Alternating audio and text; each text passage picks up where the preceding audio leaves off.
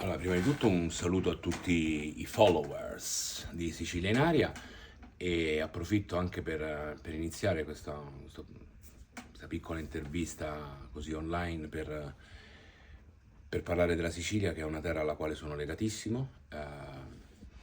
Ho lavorato in Sicilia a teatro per tantissimi anni con Ninni Bruschetta e mi piace ricordare qui le persone con le quali ho lavorato, che sono Johnny Boncoddo, Maurizio Puglisi, Giovanni Moschella, Antonio Alveario, eh, perché comunque è stata un'esperienza che mi ha dato moltissimo.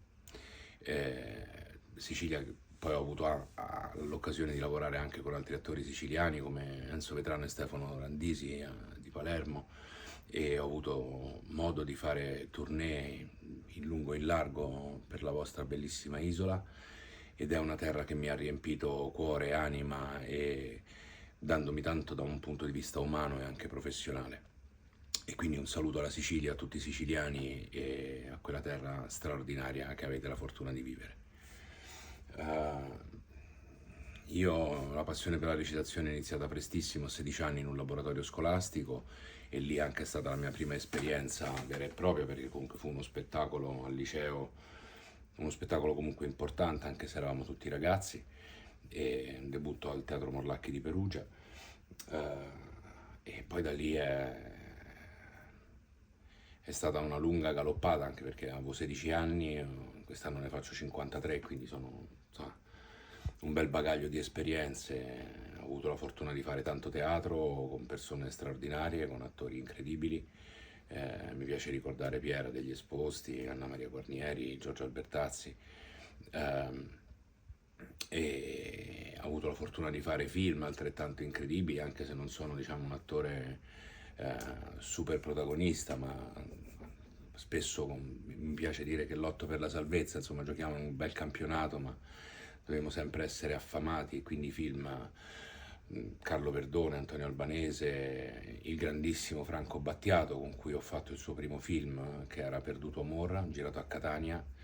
Esperienza incredibile, perché arrivai a Catania che aveva appena eruttato l'Etna, quindi c'era questo velo nero sopra ogni cosa di cenere, e quindi anche lì vedi, ritorna alla Sicilia. Spike Lee, Citto Maselli, i fratelli Taviani. Uh, e poi siamo arrivati a Suburra Eterna, che è stata un'esperienza notevole da un punto di vista proprio della macchina produttiva, perché comunque sono serie che coinvolgono moltissime persone, moltissimi attori, registi, e comunque una piattaforma come Netflix, che insomma, al momento è ancora la piattaforma più importante che c'è.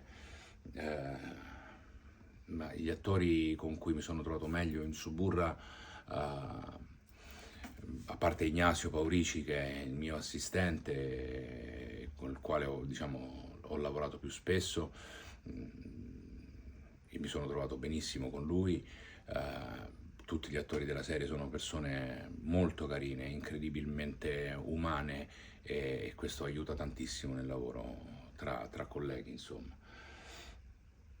E poi sono queste ultime tre domande. Qual è il mio sogno nel cassetto?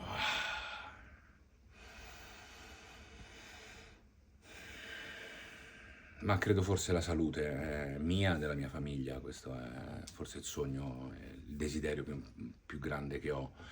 I progetti per il 2026 sono chiari, sto finendo una serie di cui non posso dire nulla ancora, e dovrei finire intorno a febbraio-marzo. Abbiamo iniziato a girare a novembre, e dopo si vedrà, insomma, tanto finiamo questa cosa e poi pensiamo al resto. E descrivermi in tre aggettivi. Questa forse è la domanda più difficile che mi avete inviato. Ehm, il primo che mi viene è aggressivo, il secondo è ironico e il terzo è generoso. Un grande saluto a tutti voi.